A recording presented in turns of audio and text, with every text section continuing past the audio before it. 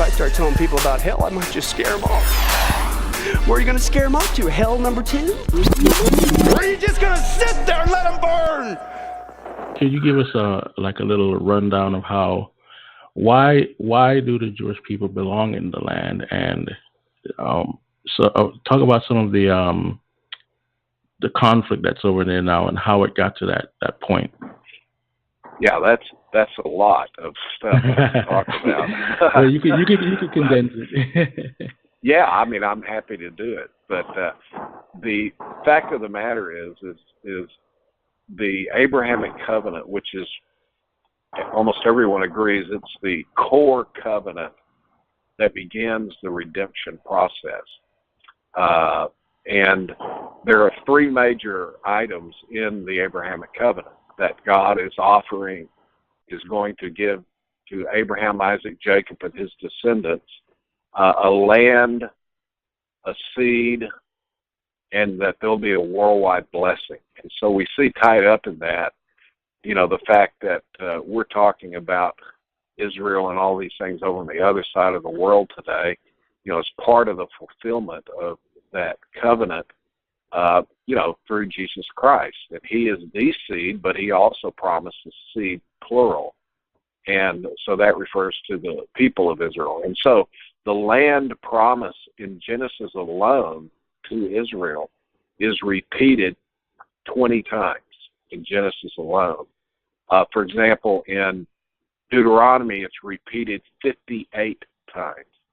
And so there's just no way you could go and read the Bible and let the Bible say what it means and somehow say that, the land promises to Israel have expired. Well, they certainly haven't been fulfilled yet, so you either have to believe they're in the future or somehow God reneged his promise. And, of course, we know God doesn't renege promises, and he's going to fulfill them. And so the Bible, in one sense, is a record of how God is working this out in history. And so once Israel rejects the Messiah in the New Testament, then he reveals a whole set of new revelation called the mysteries. And most people don't study this stuff. It's like they develop their view of the Bible as if the New Testament mysteries were never revealed to the Apostle Paul. And yet they are, and they tell about the fact that God is temporarily taking Jew and Gentile believers and putting them into one body called the church. And we all know about that.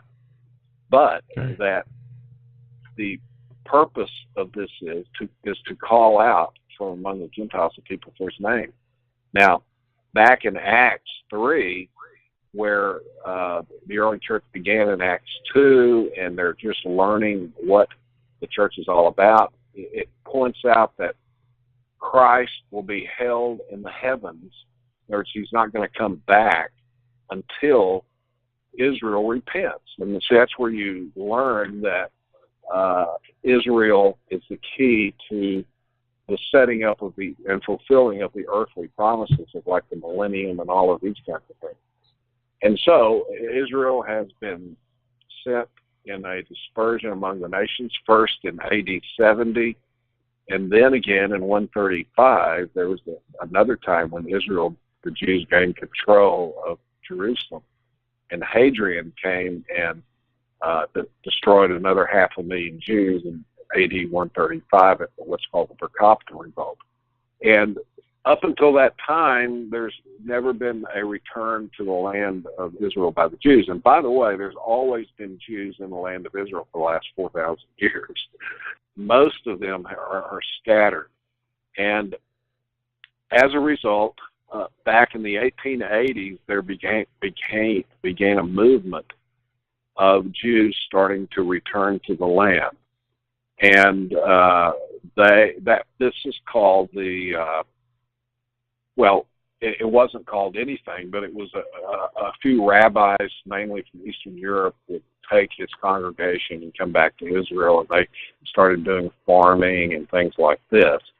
And then in World War I, the British wanted to take over Israel, and a lot of that was due to Christian influence of giving the land of Israel back to the Jews, because they believed that they had suffered so much at the hands of Christendom. Now, Christendom refers to anything that is related to Christianity, Roman Catholicism, Greek Orthodox, cults, everything. And that Christendom had mistreated the Jews. In fact, one person figured that between the early church beginning and the time of Hitler, about 5 million Jews were killed in Christendom. So, it was a pretty rough time. And as a result, the War Cabinet of Great Britain issued what's called the Balfour Declaration. In fact, this is the 100th anniversary. It was issued in November 1917, and so 2017 is the 100th anniversary of the issuance of the Balfour Declaration. And as a result, this became Britain's foreign policy. And so in December 1919, the British took over Jerusalem. They defeated the Turkish Empire, and they took over Jerusalem and Israel. And so instead of them just ruling it, they had created recently after World War II the League of Nations, and they had what was called the Paris Peace Conference. And they met to divide the conquered lands up, which included the Turkish Empire. And they decided to have Britain and France oversee the transition of pieces of the Turkish Empire into becoming nations. For example, Mesopotamia was under the British oversight. They're called mandates, and they became Iraq. Took about 10, 12 years, and they used the expression that they were to oversee them becoming a nation like a father oversees the son. And so the French oversaw Syria becoming a nation, and then Lebanon becoming a nation. And Britain was given the mandate for Palestine, as they called it, which included Jordan at that time as well. They received a mandate in 1922 to oversee Palestine becoming a Jewish nation. Now, in 1920, you had the beginning of Arab terrorism. And the guy, Al-Husseini, who was the Grand Mufti of Jerusalem, there was the most influential Arab in Palestine, who was the uncle of Yasser Arafat, by the way. He started pogroms, or persecuting the Jews. In other words, they'd go in there and kill Jews in the cities and different things like that. In fact, and this is what prevented Britain from transitioning the land, like they had other mandates, into a Jewish nation. So there should have been a nation of Israel after World War I, you see. And the League of Nations voted 64-0 for Israel to become a nation back then. And so they have all the legal rights, and they even had treaties and agreements and all this other kind of stuff. And this was done at a conference called the San Remo Conference in San Remo, Italy.